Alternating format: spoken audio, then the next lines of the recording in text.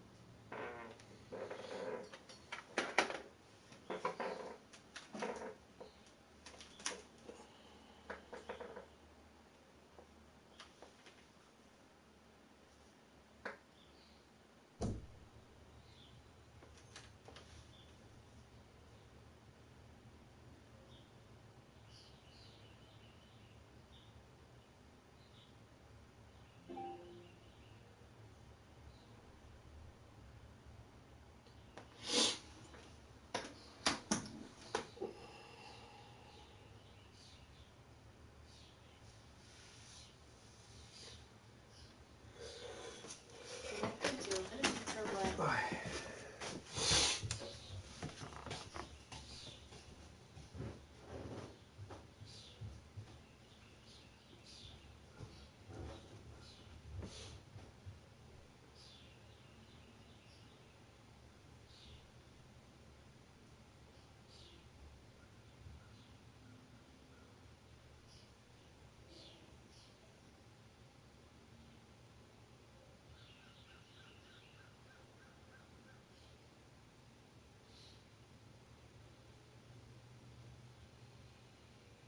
Interview problem disconnected.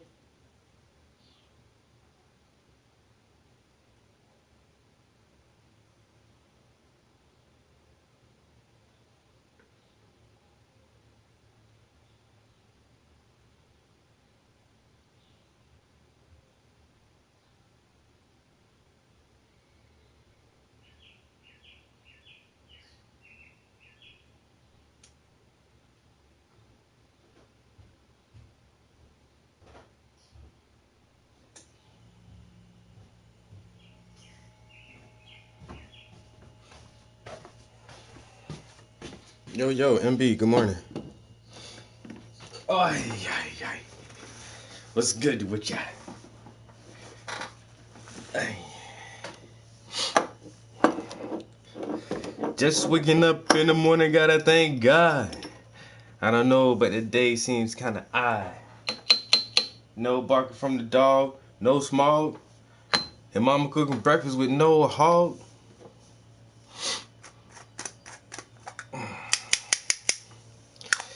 Ooh, it's a beautiful day in the neighborhood.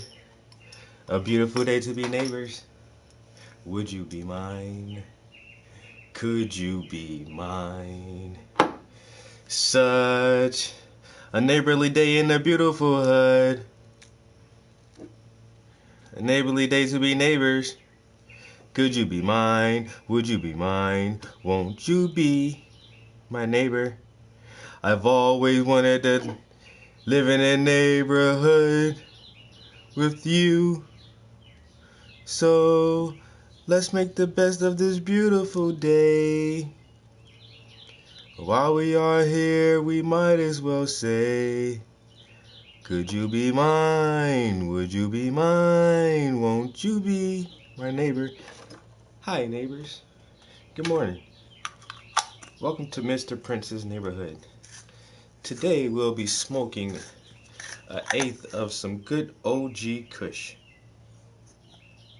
Can you guys say OG? I know that you could.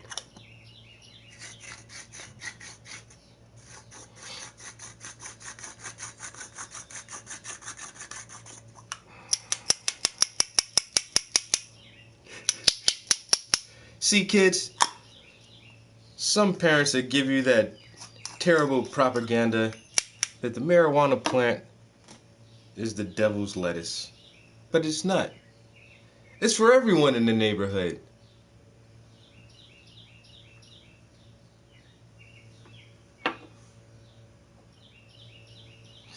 Since we all here, might as well say, Could you be mine? Would you be mine?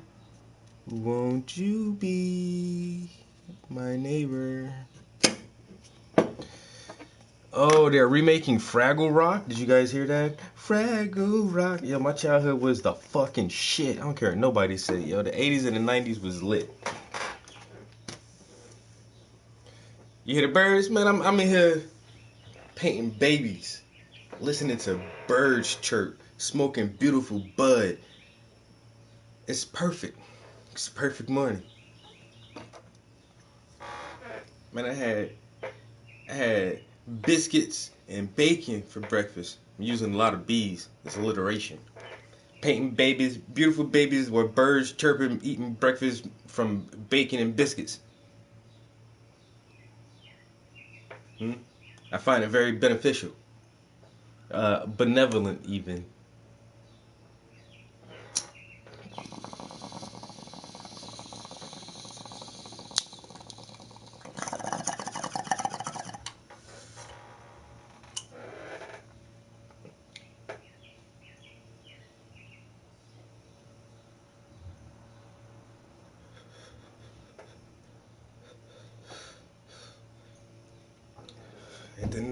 It ain't all hot up in here this morning. It's nice and breezy.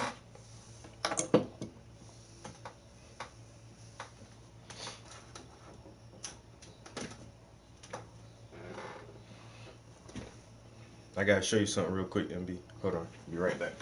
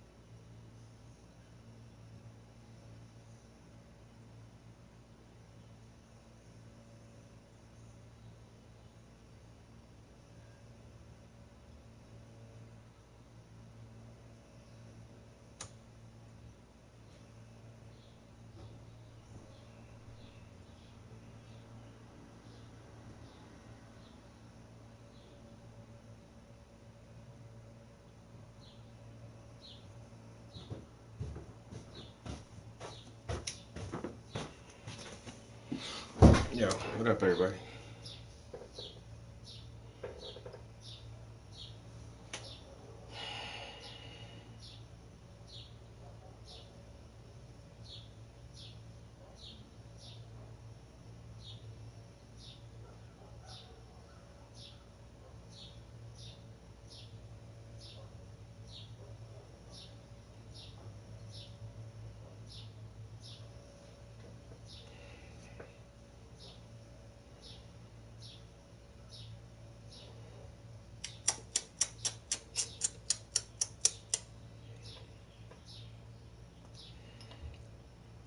Yo, what's up? Man, the comments have stopped already.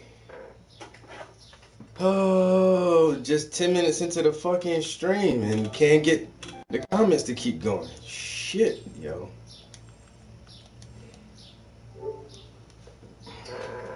I gotta talk to something.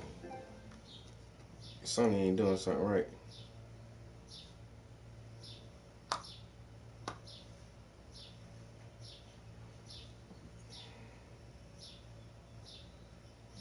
This nigga.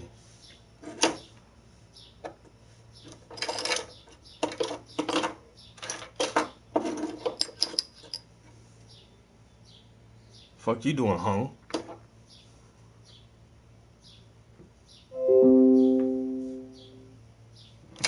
Goddamn, Scotty boy. Why you don't fuck with me no more, Scotty? It's okay, man. For years and years, bro, I thought you had real love for me, man. Now, I ain't even want to talk about games, man. I'm talking about how you just, you know, is it because I'm black? Huh? Man, I could throw this black card around all day now. Lord, I've been waiting for this shit. That's why you stopped fucking with me, because I'm black, ain't it? I knew that shit, man. Knew that shit, hung.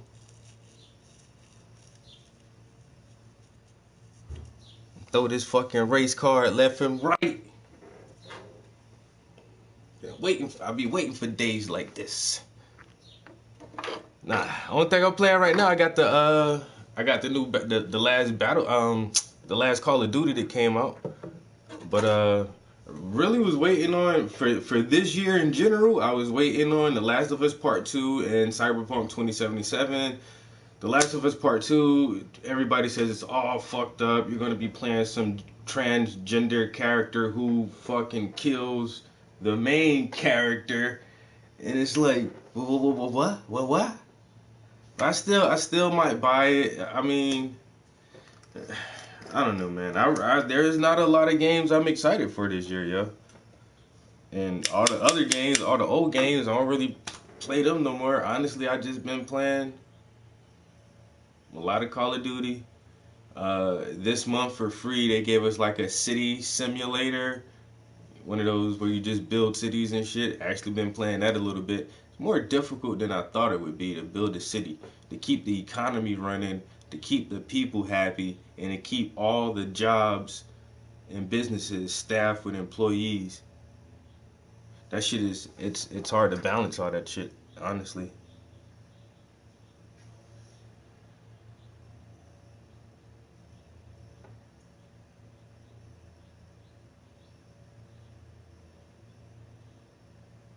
Oh, you already know I'm gonna get that shit, bro. Day one, man. You know we don't play around with these consoles.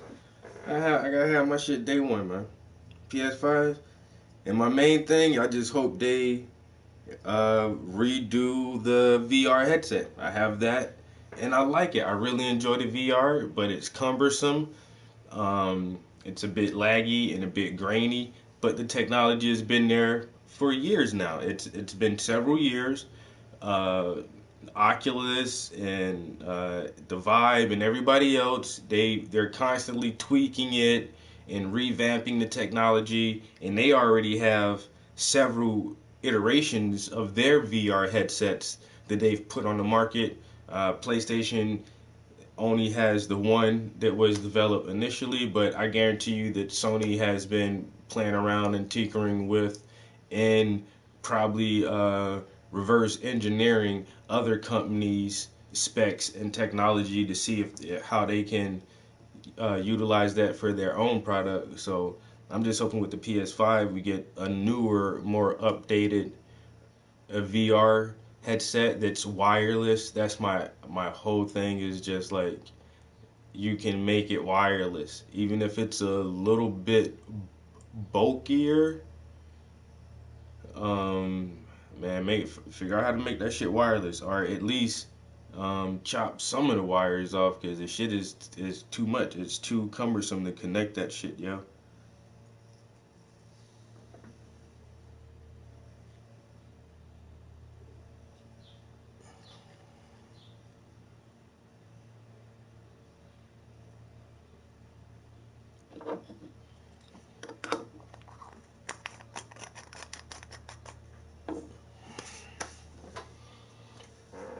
Oh yeah, so I cut the grass yesterday. It's just so I wouldn't have to get up early this morning and do it. It's just nice. Oh my god, look. One cloud, one. Oh, that's the reflection from the camera. We got one little set of clouds right there. Everything else Blue skies. The trees are starting to turn back green. I got that grass cut. I need a new fence, man. My whole fence is all fucked up. I gotta get somebody out here to give me an estimate on how much would it take to redo this fence, to upgrade that shit. But I like having it solid like that because it's just a solid wood fence. But I want like the middle fence that has the little plastic inserts in it so you still can't see through it. So that the shit don't rust and all that shit. I mean, rot away or whatever. But man, there's no fucking go somewhere today. Gotta go out there and get some of this good sunshine. Help me metabolize my proper amounts of vitamin D through the melanin in my skin. Photosynthesis.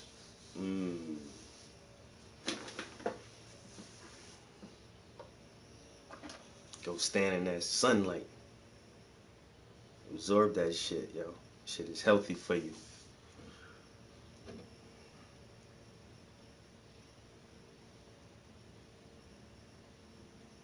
Yo, Scotty boy, hey, do that shit, man. I wouldn't mind busting up with you, playing some games for a little while. It's even if you just get the free version. Like I played the free version was so good that I bought the whole game. And I watched like clips of the campaign or the story mode, and that shit seemed pretty intense. I played through the entire story mode. It was a pretty good story. It was fun, action packed. The multiplayer modes it's Call of Duty, but I like it because we come from the battlefield, like, and now they have that larger scale. That's the main thing that made me get it. It's like it's fun. It reminds me of Battlefield a lot. It really reminds me. It's modern weapons and really big maps. I like that. You know, and it's like finally Call of Duty. You get it, but Battlefield has been going back in time for the past couple games. Like I don't like shooting with those old guns. I don't like that era of history. So like I say, even like just download the free shit, man. The battle royale, there's several game modes in that. You can do quads, trios, solos. Then they have this other shit called plunder, where you just the team with the most money wins. It's fun. You'll like that shit, yo. Do that shit. Yeah, download it now. Get that shit started. So while you at work, that shit'll be downloading. You come home and hit me up on that shit tonight. It's fucking Saturday. I ain't got shit to do. Fucking Saturday.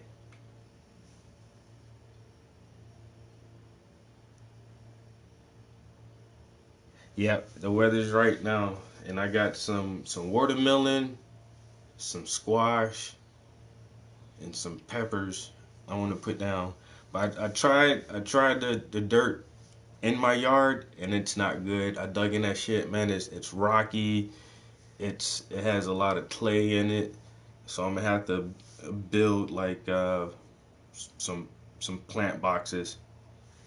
Just get some 2x4s and set them on the ground and fill that shit up with dirt and then plant inside that. But I don't know, man. I got so many birds and squirrels and shit. Like I keep thinking about berries too, like some strawberries or something. I already know, man. Them squirrels ain't gonna let me have my shit, man. Motherfuckers ain't gonna let me grow. They ain't gonna let me grow no berries and nothing. I need me a little greenhouse. Something fenced in or something. Caged in, some chicken wire shit or something. But that's the main thing I think about. The motherfucking critters back there. Anything sweet and good, the motherfucker gonna get that shit for you get it. They ain't even gonna let that shit right. But yeah, that's how I even think about with watermelons, yo. I don't know if the squirrels will try to get to that shit or not. If when the melons start growing. But I'm not in the woods and nothing. Like really, like if you got too much woods by your house, like deer, no motherfuckers that eat all kind of shit too. Come on, aunt. They had that problem. Motherfucking deer come out the woods, eat they fucking cherry blossoms, eat up all they fucking mint, all they berries and shit. Like, what the fuck, yo? Goddamn deer. Deer and rabbit. And actually, I seen a bunny yesterday when I was cutting the grass. I seen the fucking bunny. I'm like, yeah, like I said, I ain't planting no good ass strawberries out here just so all y'all motherfuckers can eat that shit.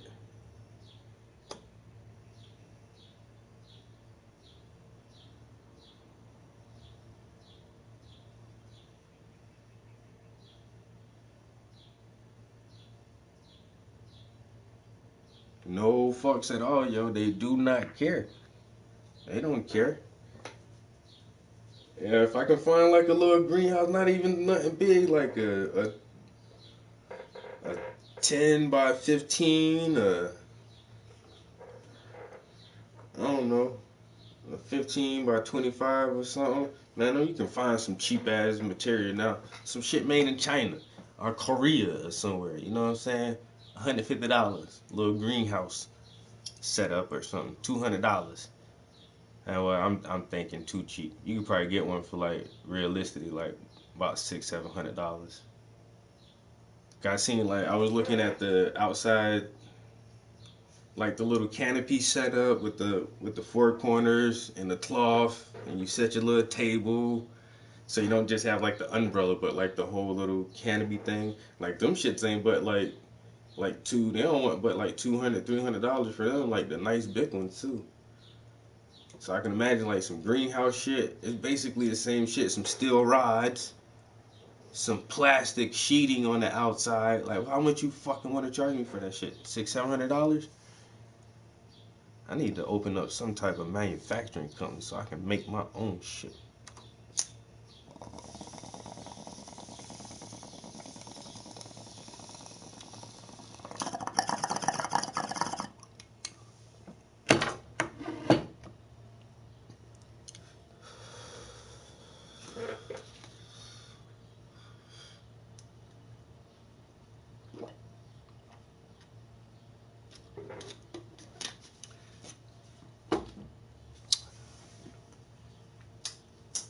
That water tastes extra watery this morning.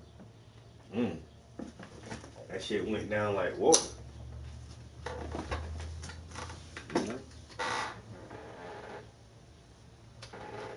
That shit smooth like water. Just keep looking outside.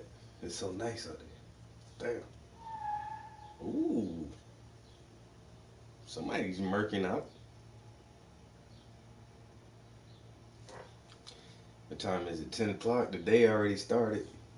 See who all come through. Windows down, bumping music. Everybody got their drop tops down, riding motorcycles and dirt bikes and shit. I love this time of the year, yo. All the kids out shooting fucking basketball. There are a couple kids right here. Some Asian kids live down the block. Motherfucker come through here skateboarding. The one kid got the longboard too. I be seeing his ass up and down the block every few days now.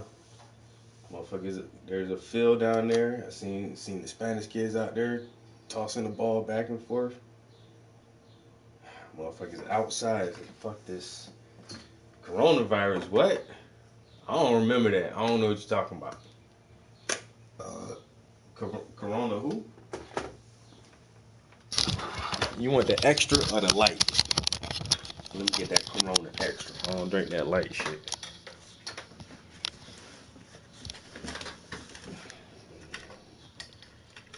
Fucking Corona light.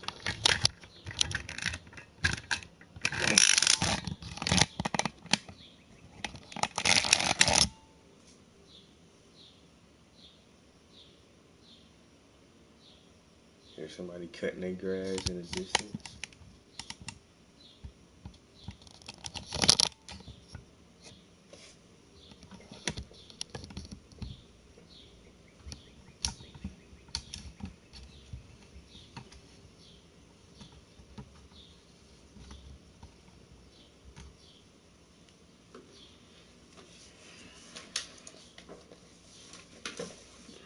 We're gonna listen to these birds for a little while.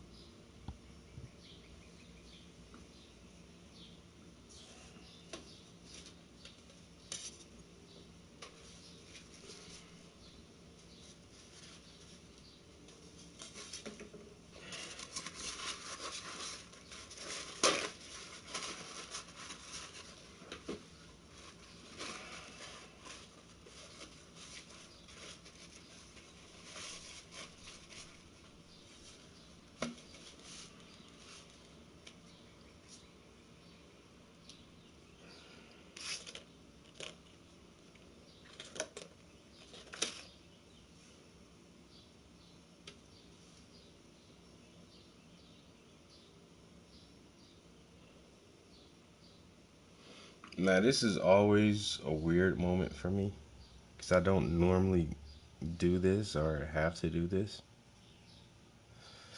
But I felt like most people don't know how to take pictures, man. You know, they just want the picture of the baby, you know, but they ain't get the whole baby. Just got mostly the face. And you see how the arm is, you can't see the rest of the arm here. It's just like, they didn't even put that in the picture. So I just kind of made one up. So now I can't even like use the reference. So, this is just all coming out of my imagination now. And I don't normally just paint from my imagination.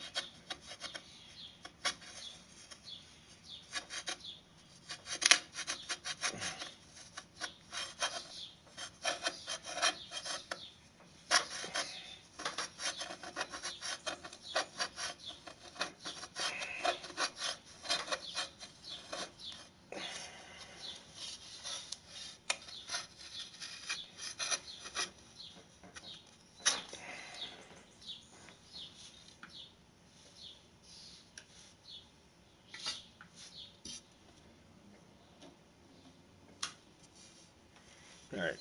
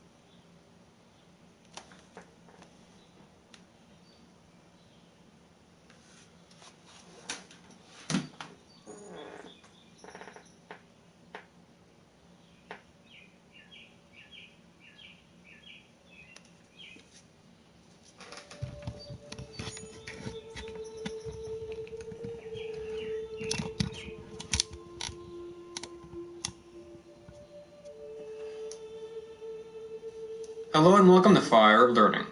Europe, 476 AD. After centuries of decline, the barbarian warlord Odoacer has removed Western Rome's final clear emperor, Romulus Augustulus, from power. Though the empire would continue in the east for another 1,000 years, in what historians sometimes call the Byzantine Empire, this moment marks the end of the western half of the empire and the end of an era. Following the collapse, Europe is finally plunged into a dark age, which would last until the 11th century, though some things would take even longer to come back. There was a notable and often measurable decline in population, literacy, rate of innovation, rate of advancement in areas like science and philosophy, a decline in trade and economic stability, political stability, sanitary conditions, social organization, rise in warfare, rise in corruption, rise in isolation, etc., each coming together to signal the beginning of worse times. Though some scholars dislike the term Dark Age, there is a strong argument that can be made that life in 500 AD was worse than 1 AD for your average Roman, and it would be some time before Europe got back on its feet. Fast forward 1,544 years to the year 2020. The average person in the developed world lives a far better life than even the most well-off Romans at the empire's height. We have gone much, much further than the Romans or any other people in the history of the world. And in fact, despite some dark moments, the past 2 centuries or so have been the most prosperous in human history across the globe. Not even the greatest of past empires could dream of what we have today. The question of today's video, however, is what if we faced a situation of decline similar to that of Rome or another major civilization, as we must keep in mind that Rome was not the only civilization to rise and fall. Egypt, the ancient Greeks, the Islamic world, China, Southeast Asia, the pre-Columbian American civilizations, India, they have each gone through periods of highs and lows, which we would call collapses as well. It has happened numerous times across the planet. Some civilizations rebound, others disappear from the earth entirely. What if it happened to us? What if things got worse? What if our society collapsed? This is not the question of what could cause our civilization to collapse, nor whether or not it might actually do so. Today, we are simply asking, what would happen if it did? If we lost the power to hold up the advances made in the past 200 or even more years? This video will be divided into 2 segments. Firstly, we will be looking at the short and mid-term consequences. What would happen in the first 100 or so years following such a collapse? What would life be like for those of us alive today? Next, we will look at the long term, the next several centuries. Would new countries arise or would new ones take over? How would languages change? How would war, transportation, and industry change? What would life be like for our descendants, or at least the descendants of those of us who survive?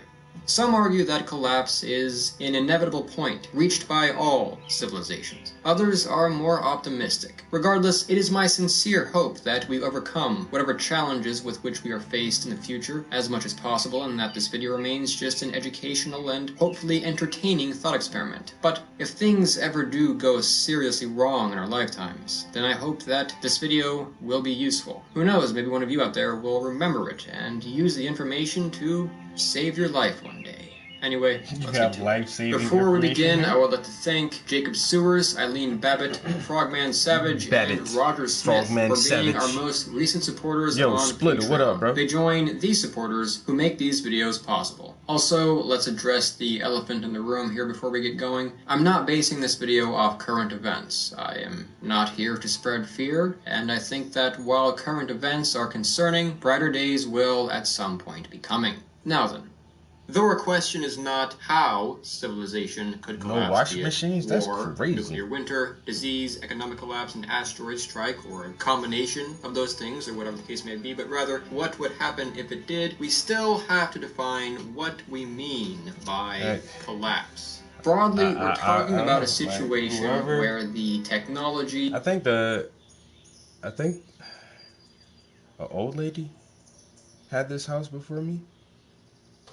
And when I bought it, I kept my clothes lined up. I haven't used it yet, but I will. Yeah, I think what I can hang on the clothesline.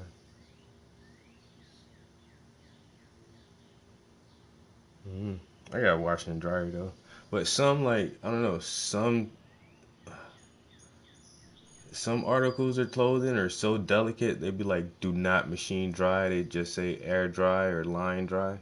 So if I don't be buying no super nice ass shit like that, but if I get like a cashmere sweater or something, and that shit say don't put it in the dryer, I hang that shit on my clothesline.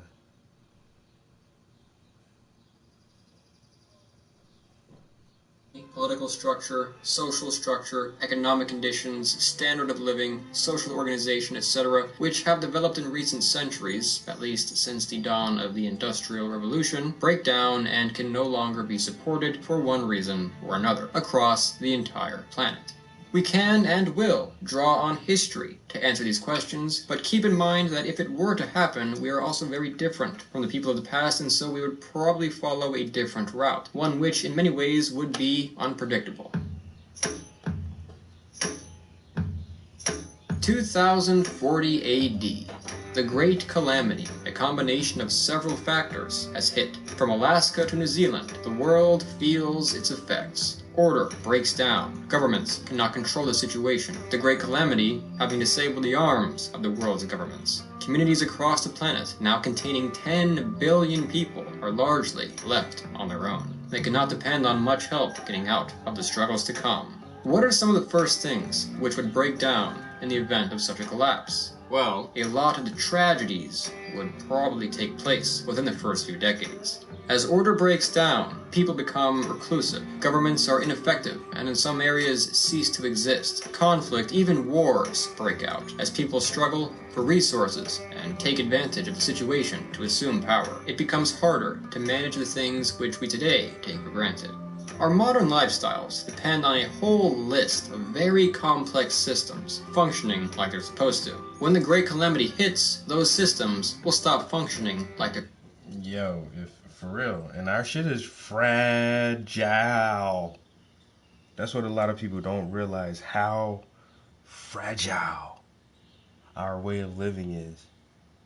If just one of our major systems cease to function or function effectively, yo, we'll fucking freak the fuck out, yo.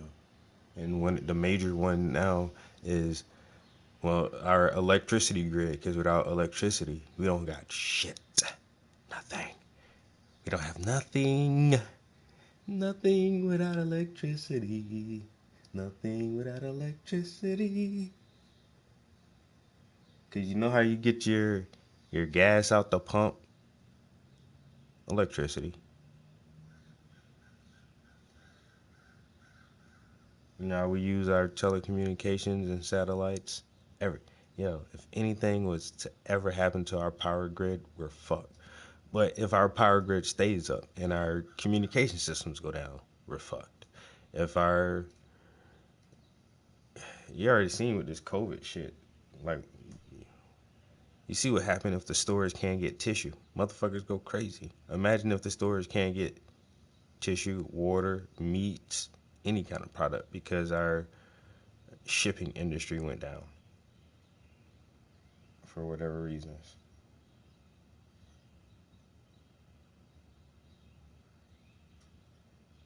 Our the gas that's used to power our homes, electricity, the water, like, so fragile. And without it, motherfuckers would not know what to do. I barely know what to do. That's the only thing though, like, I have uh, great resources. You know what I'm saying? And in situations like this, the greatest resources are people. That's what motherfuckers don't realize. You gotta know motherfuckers who know shit. I don't give a fuck how much you know. You ain't gonna know everything. But if you got a strong group of knowledgeable people who have actual skills, that's what motherfuckers don't understand. Being smart and then having skills is two different things. You know what I'm saying? You gotta have some smart motherfuckers with skills who know shit that you don't know. Then y'all will make it through almost anything. be good, gravy. And I have an abundance of human resources. I got some smart ass ex-military in my family, yo. And I got some highly intelligent and skilled friends.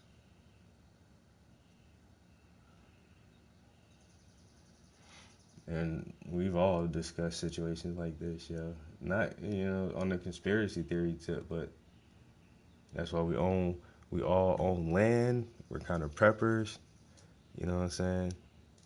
Weapons, like, motherfuckers I fuck with, yo. We don't, and like I say, it ain't like motherfuckers be hoping and begging for shit like this to happen, but you're not gonna catch me with my pants down either, motherfucker.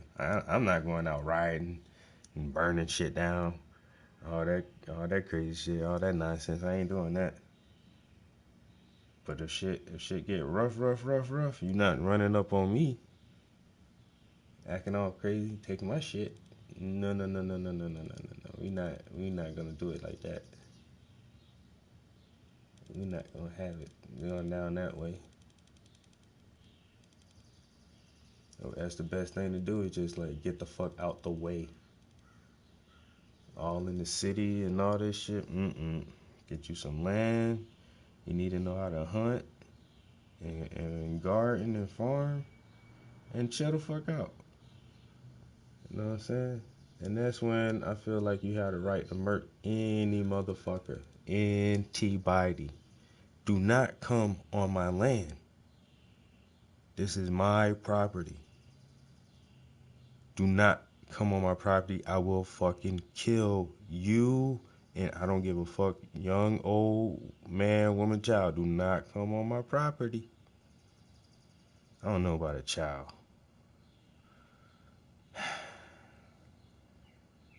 Where your parents at, kid? Go get this fuck from over here, man. What you doing? You try to steal my strawberries? You little son of a bitch. Fuck out of here now. I'm not playing with you.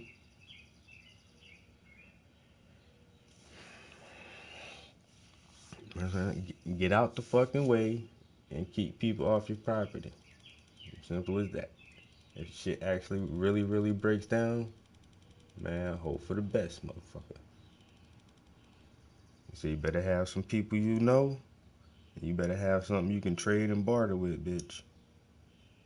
Because that one of the first things that go out the goddamn window. If the system really breaks down, then people realize little pieces of paper and them little pieces of circular metal you keep in your goddamn pocket. That shit don't mean shit now. Them little square pieces of plastic. What the fuck is this shit? Nah, nigga. That shit is fictitious. Facetious. It's a facade. Motherfuckers place value in that shit. That shit don't hold no real value. A little strip of paper. What you gonna do with that shit? That shit ain't nothing but kindling for a fire. Cause it's cold, nigga, and we gotta start. Man, light that shit, bitch. All that shit is kindling for a fire.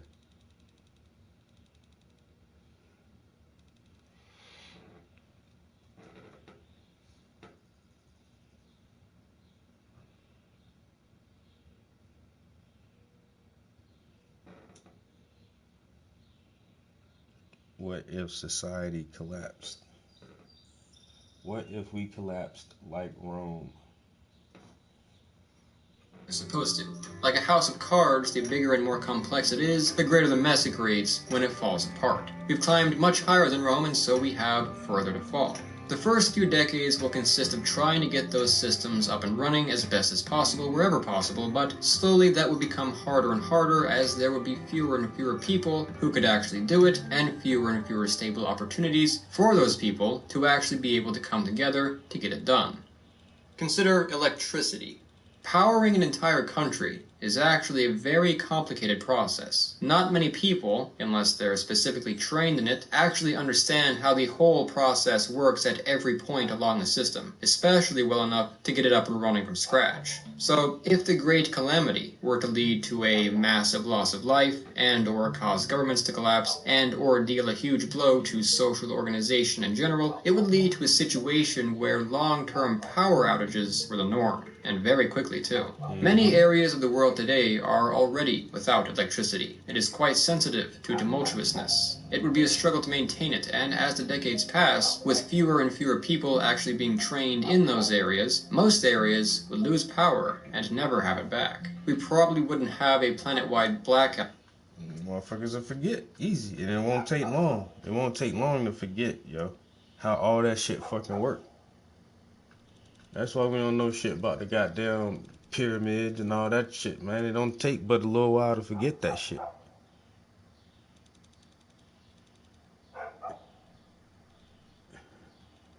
And that's what I say. I'm a pretty decent driver.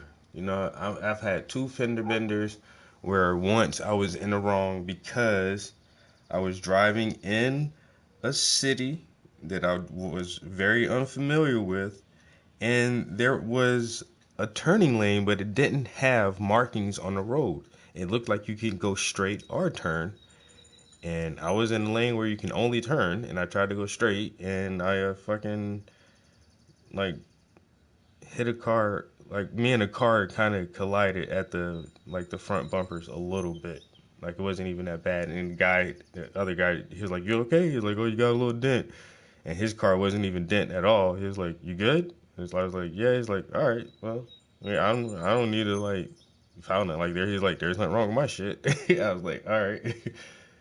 But and then another time it was like, anyway, I'm a pretty good driver.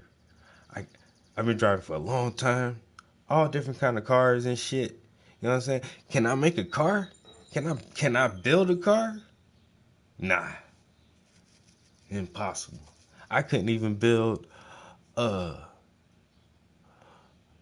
carburetor or a fuel injection system.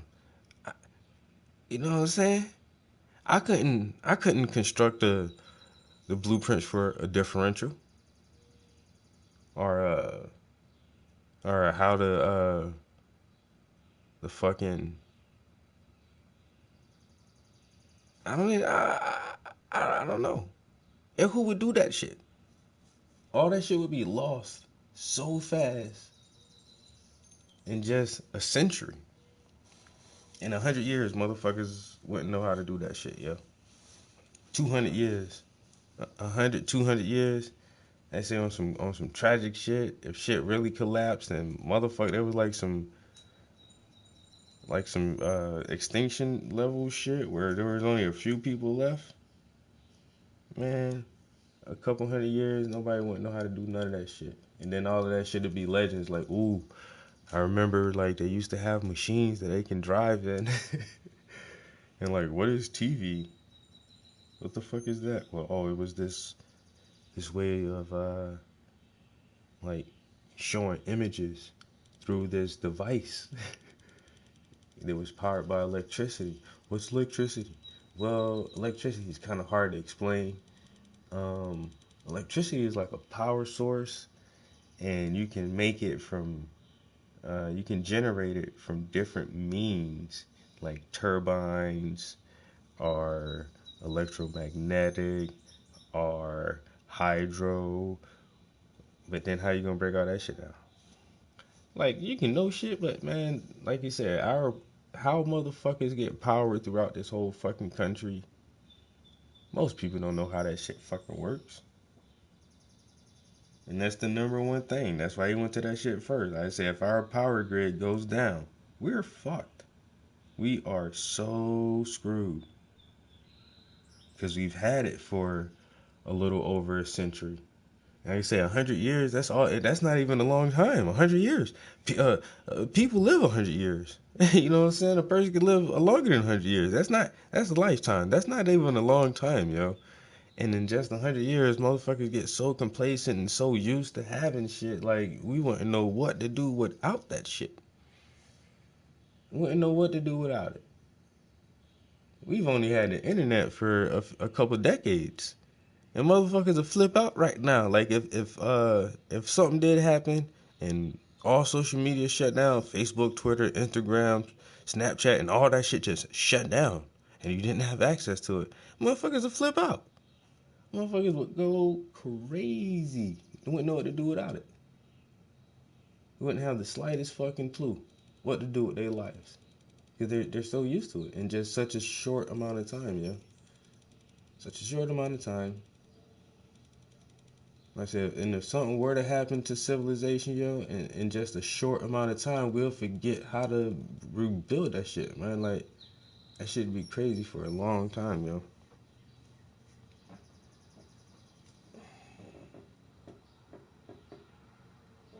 Out right away. There are ways of dealing with these issues in the event of a catastrophe, but electricity may very well become something reduced to select areas. These areas would probably mostly be the ones populated by higher classes, whatever that would entail. We'll call these areas villae, or villae lucis, Latin for places or towns of light, since they'll be more likely to have functioning electricity. The villae will form as the upper classes of the world realize what's going on. They will likely see it coming sooner than others.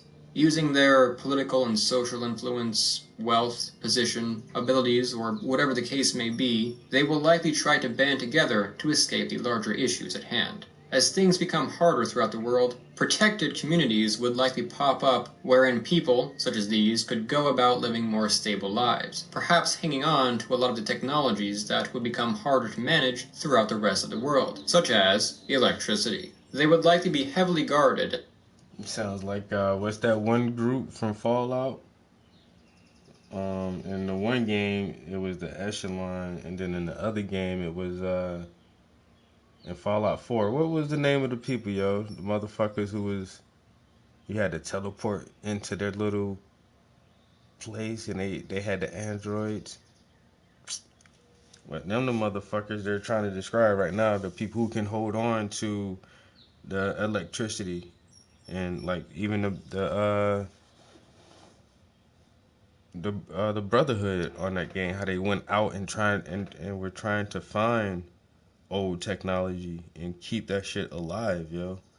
There would be groups of people like that. That's why I love the Fallout series too. That shit is really, really like that fantasy sci-fi, but it has a lot of in-depth thought put into what would happen in a post-apocalyptic society and how these different groups and factions would come together.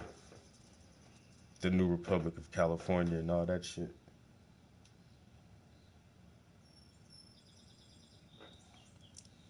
And not easy to be a part of. As order breaks down and armies disband, former police officers and soldiers would volunteer their services as mercenaries to guard these villae in exchange for a share for themselves and their families in the stability and higher standard of living offered in the villae. Doctors, firemen, engineers, and anyone who could perform a valuable practical service would have a better shot than most at getting in. Hey everybody, I'm Laura Trump. President Trump's birthday is right around the corner, and we want to do something really special.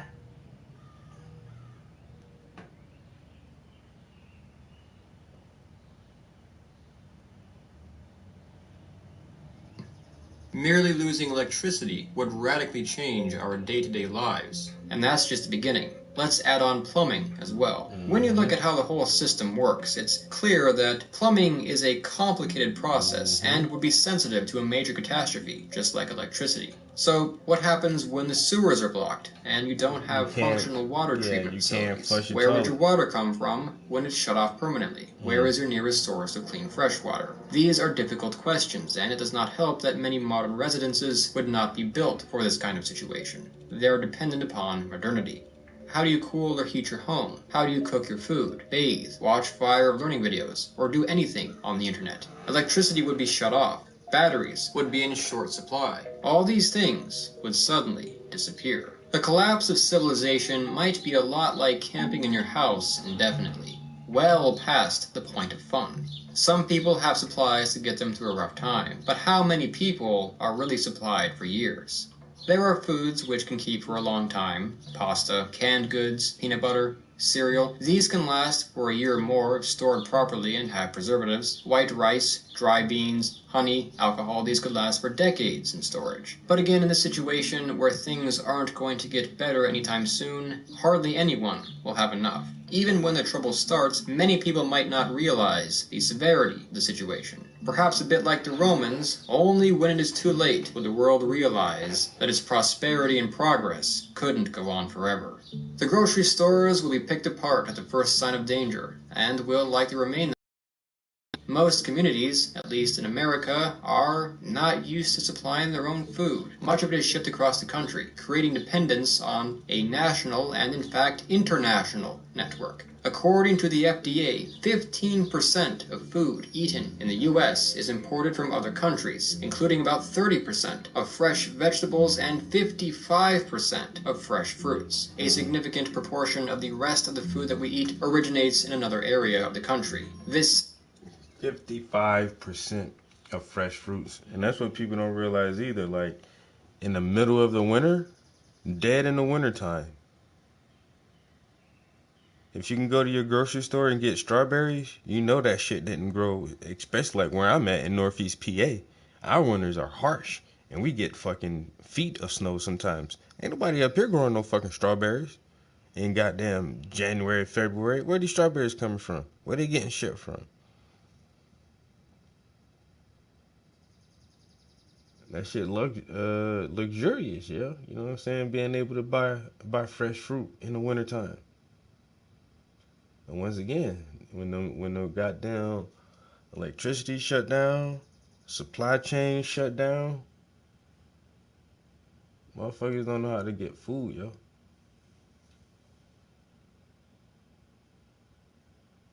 And that's the whole thing, like storing food too. It's like growing food, and then once again, you can't grow food in the winter. How you gonna store enough food to last you through the winter? How you gonna grow enough food to make sure you can store enough? Because you gotta grow the food and have food to eat at the time, and enough to put away. You gotta grow twice as much food. You gotta produce twice as much food. You gotta hunt for twice as much food because you need food now and for later. You need water now and for later.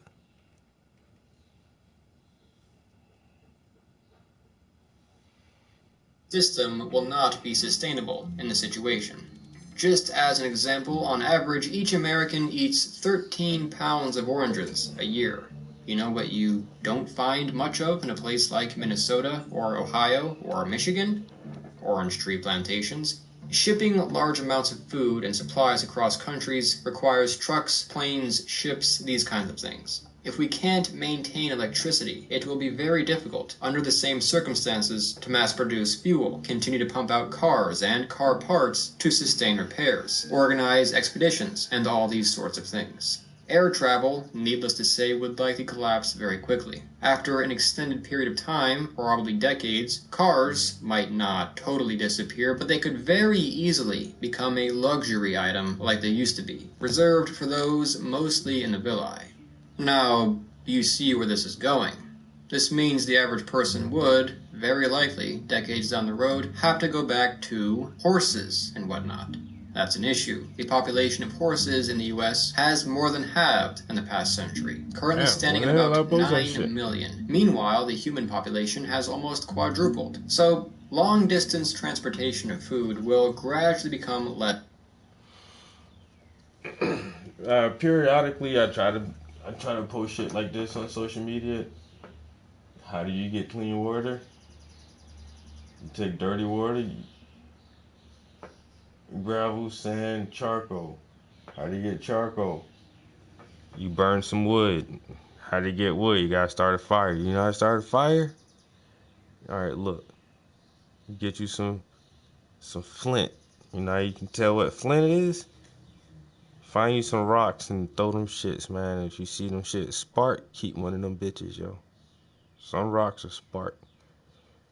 Alright. or is in modern times now, you can just order you some supplies and have shit ready. So get you a flint striker. You start you a fire, yo. Get you some nice pieces of wood. You start you a fire. You get you some coals. You take the coals from the fire. You put that at the bottom.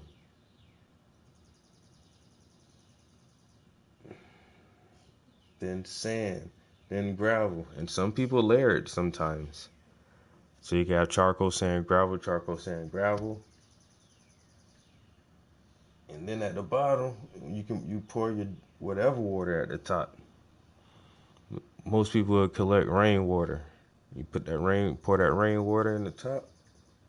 Or even like, this is for like heavy particles. You can almost do like pond water. Pour that shit in there. Get this water out the bottom. And then you boil that water. Then you got clean water, yo, to drink. Clean drinking water.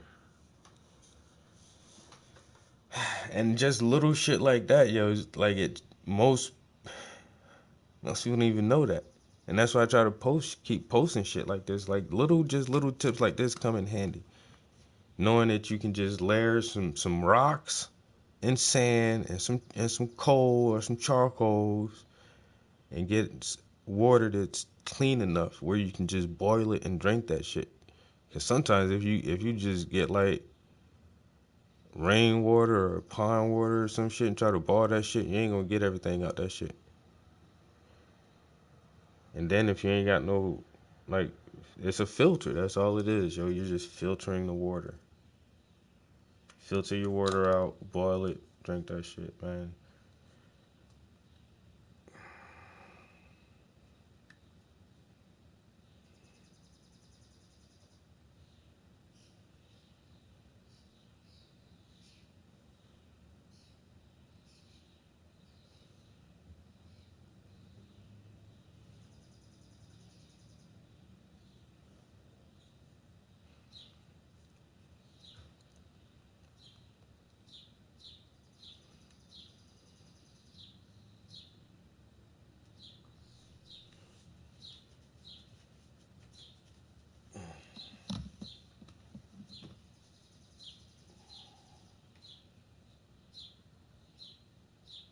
And less possible. When it gets bad enough, the shipments will stop. Eventually, it will be impossible to ship food and supplies across large distances. Even if an organization could do it, there would most certainly be the risk of being attacked by bandits, who could, for example, sit at uncomfortable areas of the highways, armed with guns, prepared to attack and raid semi-trucks. These bandits might not even be evil people, but simply people pushed to necessity. For this reason, moving any goods in general will be dangerous. Even when the food arrives, there would probably be things like hit-and-run raids on the grocery stores at some point. If the military could not come together, you could have rival gangs trying to control them. Eventually, though, again, fairly quickly, the whole process would be unsustainable in the way that it currently is and collapse for good. This will mean increased pressure on communities to support themselves and their neighbors. A large portion of the population will then become gardeners and eventually farmers. It would not be that simple. The vast majority of people in countries like the US and Canada do not prepare their own food from start to finish. How many people in Western countries know how to grow corn or wheat, milk a cow, make cheese, prepare meat? It's not rocket science, but people would have to learn these things, which, despite being a part of everyday life, they are removed from in the middle of a disaster, and furthermore get it right away, or face starvation.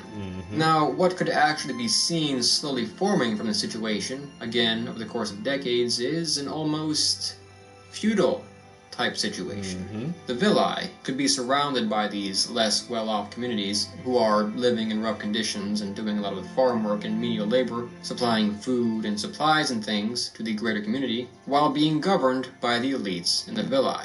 This kind of organization is fairly simple and could very easily rise, but it would do so after a huge, unrivaled disaster.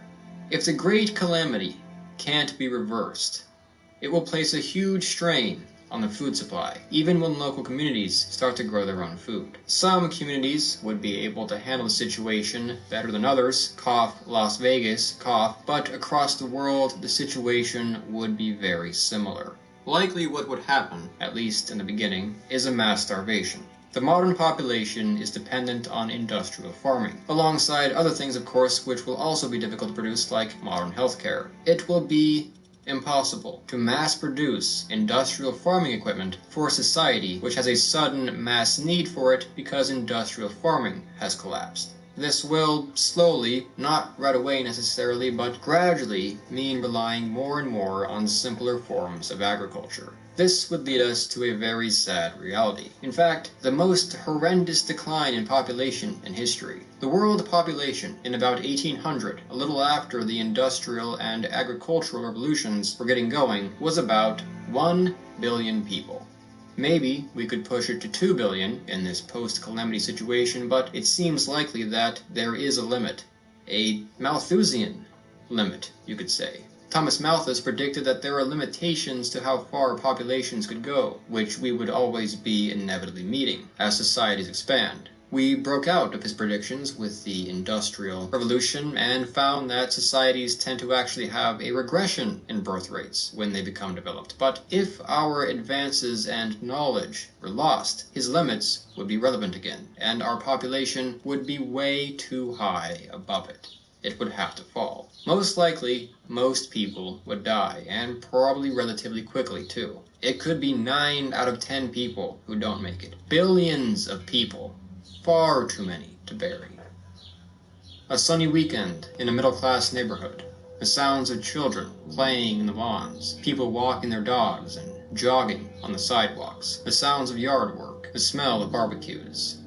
These are all memories. These neighborhoods are now surrounded with fences, barbed wire, earthworks, and armed guards. Playgrounds where children used to spend their days are now turned into battlegrounds, dismantled and turned into farms. With the lack of food, medical supplies, and overall instability, the scene on the streets is too gruesome to describe. Scores of buildings, once happy homes, restaurants, bars and cafes, schools and libraries, are left abandoned. Scavengers risk their lives to break into them.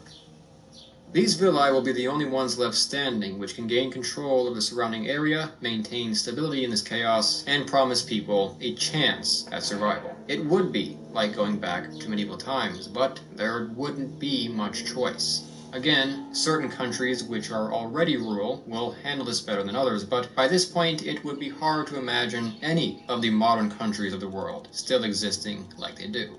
There would be huge, fast, fluctuating changes to the map. Not all countries would collapse in the exact same ways at the exact same times, but there is no country which would be spared from this disaster. In the past, collapses were reserved to certain areas of the planet, while other civilizations cut off from them carried on. Our global society, however, means a global collapse. The decline in medical technology and the availability of treatment and resources would add to the issue as well.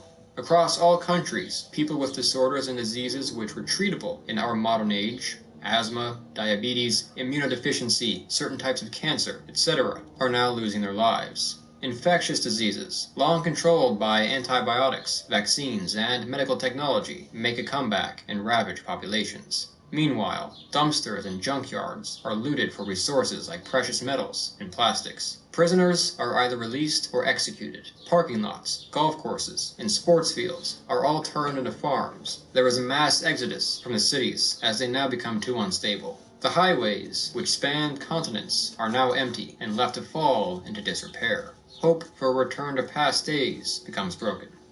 Throughout most of the world, most people likely would not leave their immediate communities. This was the norm, after all, throughout most of the history of the planet, in fact. There wouldn't be a huge reason for the average person to anymore. Society would become isolated, strange, dark, dangerous.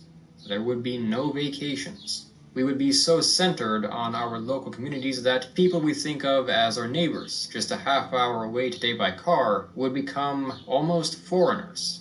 Now, would this attitude hold at the highest level? Probably not, and I imagine that the villi would cooperate through some means and become their own quasi-countries, either reforming old ones or creating new ones. but they might also compete. There could be a situation where other, slightly more distant communities become willing to go take the resources of another by force, leading to raids and warfare. How would these wars be?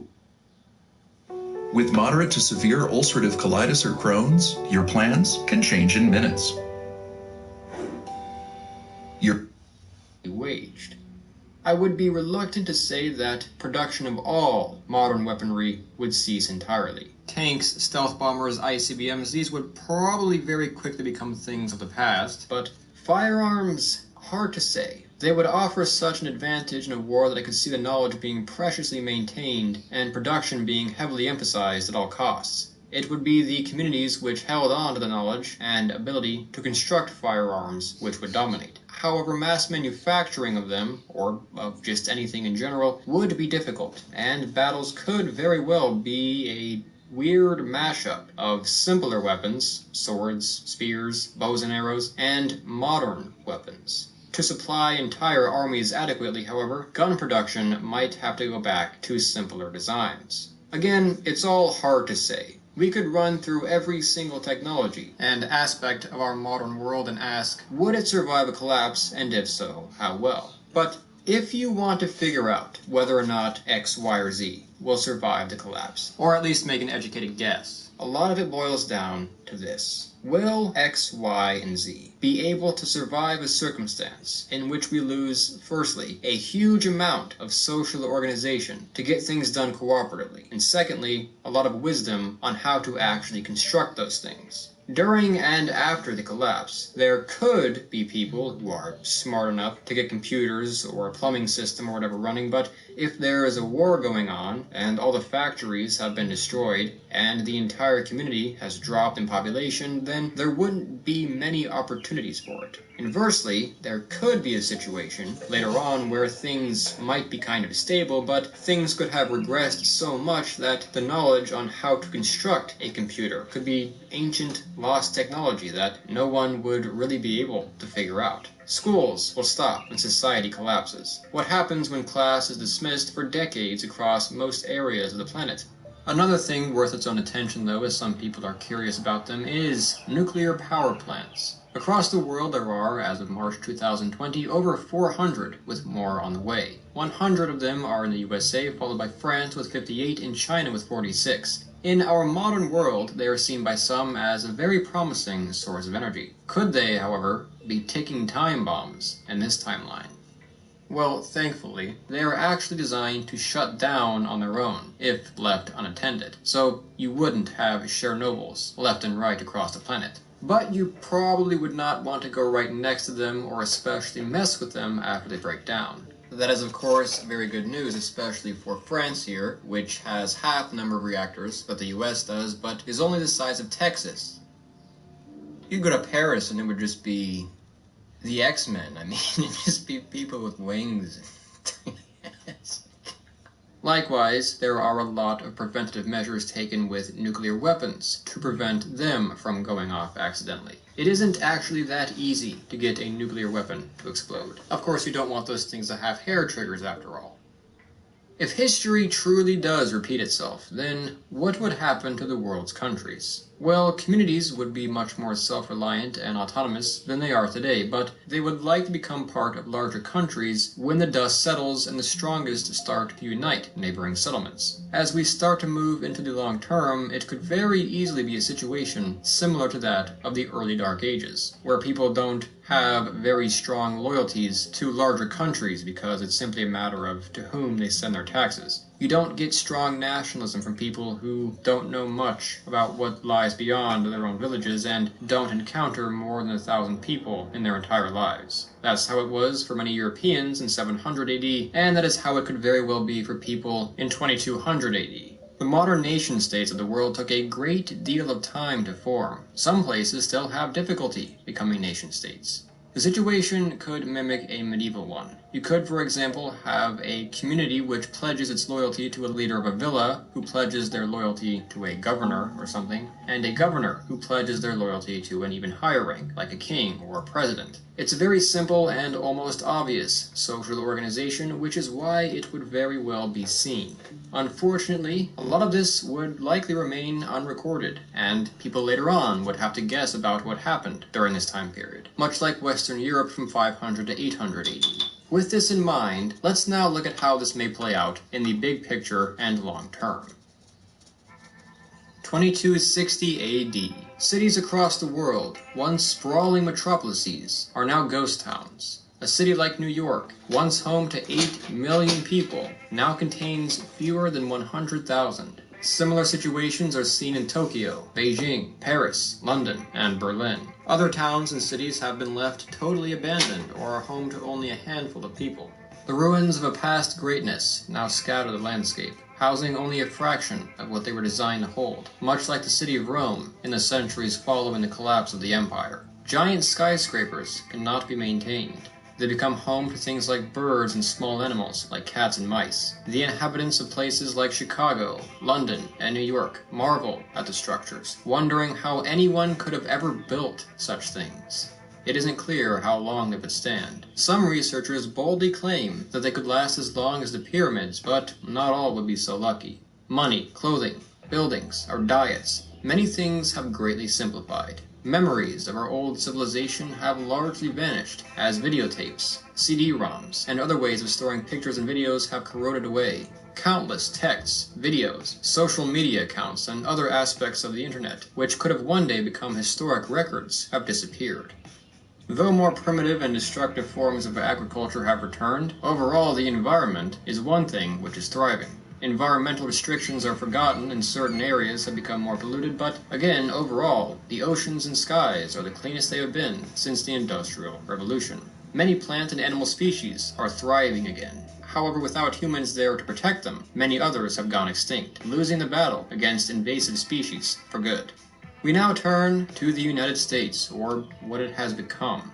Would the government in Washington, D.C. be able to hold on to the entire country? Would America survive from sea to shining sea? It would be exceedingly difficult.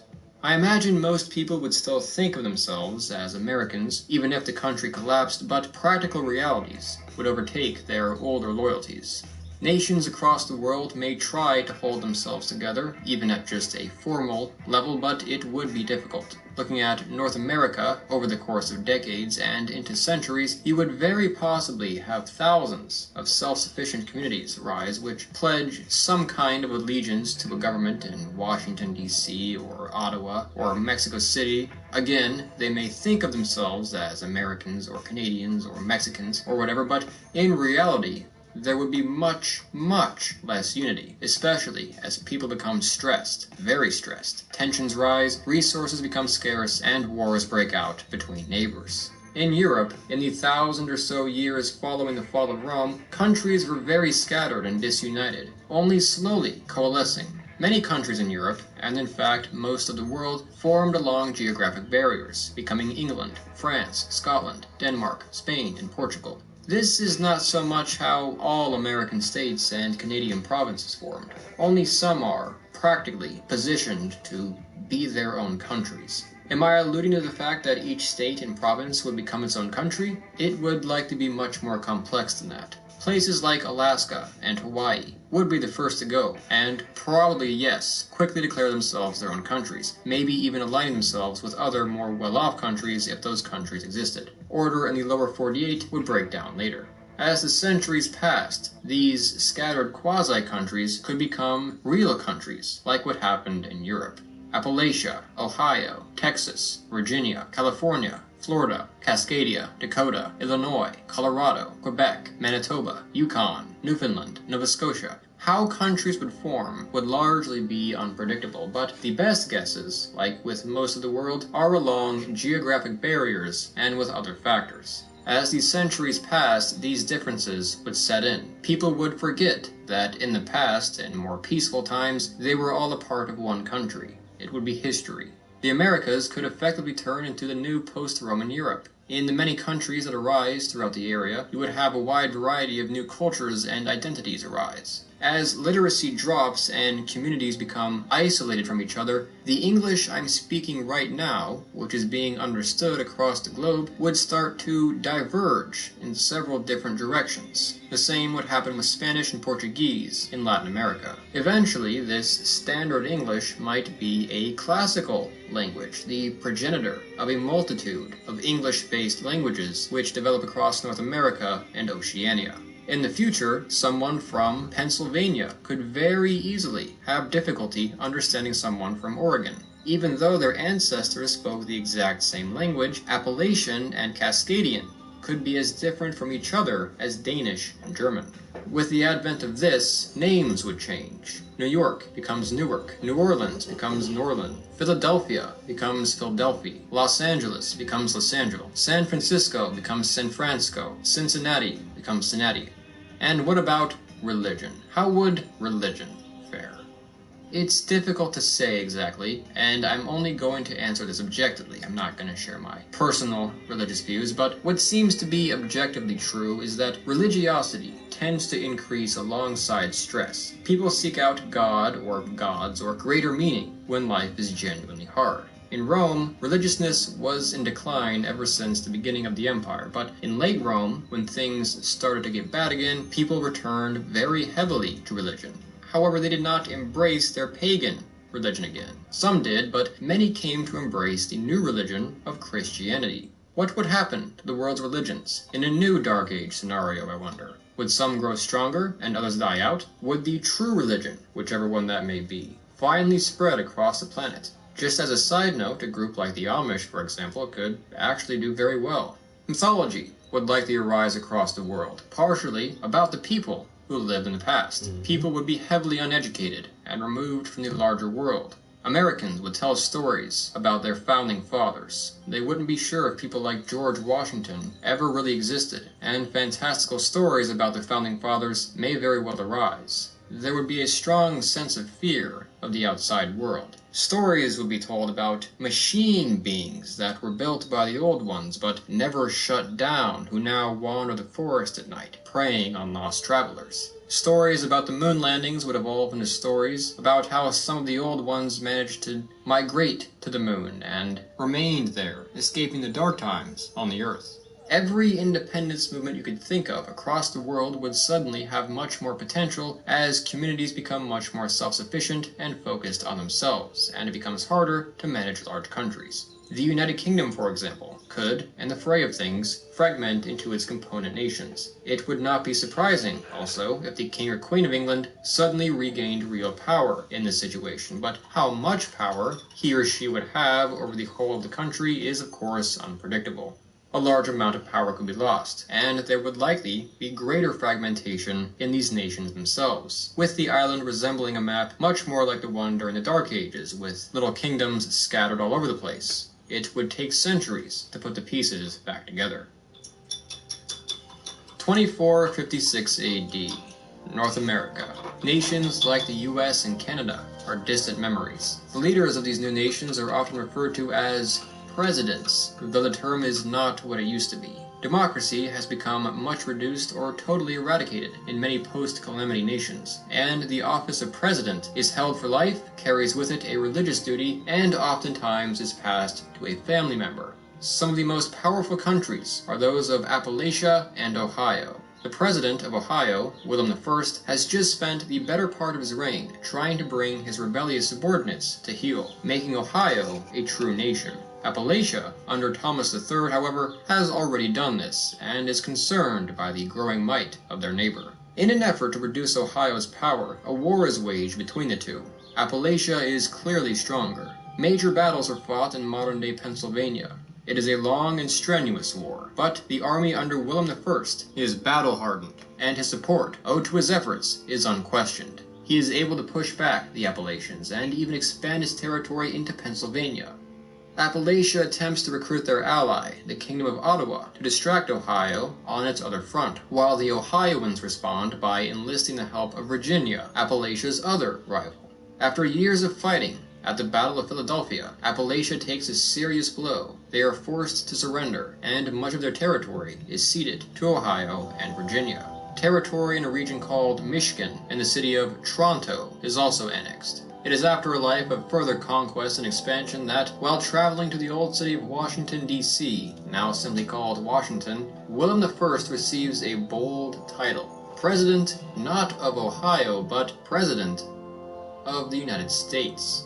His empire does not encompass the whole of the area, and in fact it breaks apart after his death, but title of President of the United States is sought after across the continent for centuries, even by leaders based in nations like Mexico and Canada. It is regarded as a title given to what is effectively the High King of the area. Whether or not a war like that would actually happen is, again, unpredictable. I'm sure that many people would disagree with how exactly this would play out, and that's fine. I'm not saying that everything in the scenario would definitely happen exactly as it is laid out here, but I do believe that some of these things would be quite likely. One of the issues with which many people might have disagreement is how long it would take to get civilization back and running again. Would we still be in a relative dark age in the late 2300s? Some people might think, oh well, we'll have our collapse, but then we'll get right back into it in a couple decades and take off again. I am skeptical of that position, and I think history suggests that it takes a long time for civilizations to return to the same standards that they used to be at. Though our civilization is very different, you probably wouldn't be able to just reintroduce industrial society in a matter of a few years once it's disappeared for a long time. Civilization is not a simple thing. We have to keep in mind, how long did it take medieval Europe to have the things that Rome did at its height, like sewer systems and firefighting forces and a 10% literacy rate and things like this? You can view a civilization as a bit like a marble statue. It takes a long time to carve it out and make it beautiful, but a collapse tends to happen very quickly. It will then take a very long time to put the statue back together from those pieces or to build a new one. The very intelligent man who first shared this analogy with me used a bomb as an example, but either way, I believe it works. A return to pre-industrial society would likely consist of a very violent crash, given that so much of our existence depends on the industrial and digital revolutions. Such a crash could cripple us for centuries. There's a fairly famous quote from the American novelist G. Michael Hopp. "Hard times create strong men. Strong men create good times. Good times create weak men. Weak men create hard times."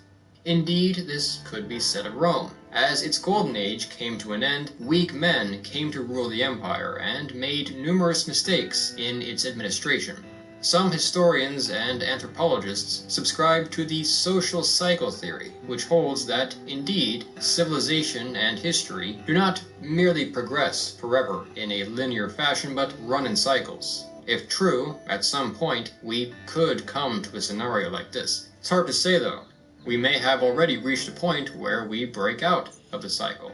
However, if our civilization does one day collapse, with this knowledge in mind, then somewhere, somehow, civilization would rise again. A renaissance would occur as people rediscovered, and where necessary reinvented, the technology of the 19th through 21st centuries, and then went even further. Perhaps they would go into space, going so far as to terraform planets like Mars and Venus, or even venture off into interstellar space to colonize planets around other stars. Many people are curious about whether or not the nations of the modern world will share the same fate as Rome. It's a popular topic. Given that you have watched this whole video, you are likely one of those people. It is impossible to say what the future holds, but I will say two things to this question. Firstly, a knowledge of history will allow us to prevent many of the mistakes made by failed civilizations. So, go watch all my history videos. Secondly, maybe not. Maybe some things are out of our control and inevitable. Who can be sure of everything? But like every other generation in human history, all we can possibly do in the face of these dark possibilities is to wake up in the morning and do our best. On that note, I hope you enjoyed this video. If so, I invite you to come check out the rest of Fire of Learning and to subscribe to see more videos like this in the future. To support the channel, a donation on Patreon would be a big help. A special thanks to our current Patreon supporters, once again listed here. We are also on Instagram, Facebook, Twitter, and there will be a link to come join our Discord server in the pinned comment, so come check us out there too. Thank you for watching.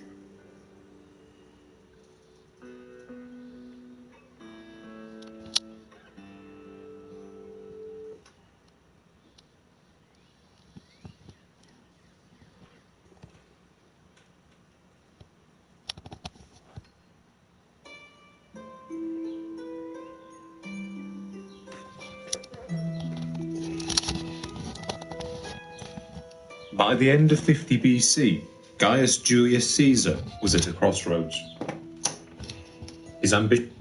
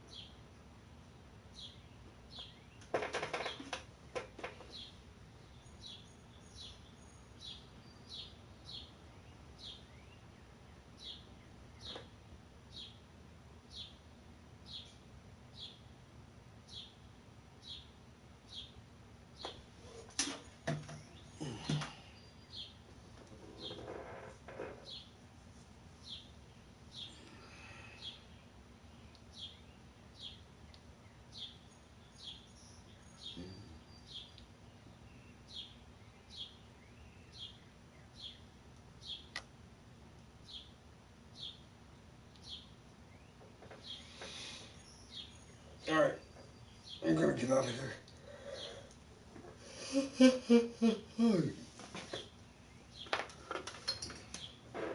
Peace. Wrong way.